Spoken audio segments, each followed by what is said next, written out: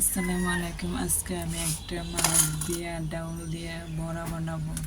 এখানে আমি পেঁয়াজ নিচ্ছি আর মাছ নিচ্ছি, আর এখানে ডাউলটা আমি ভেজে শিলপাটায় বেটে নিচ্ছি।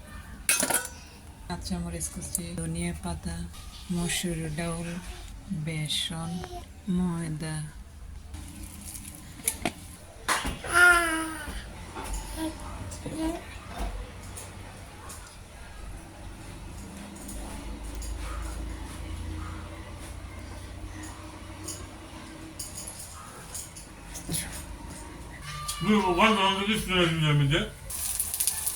এই যে আমার বড়াগুলো ভাজা হয়ে গেছে, এখন আমি বাড়িতে সবগুলো বড়া উঠিয়ে নিব।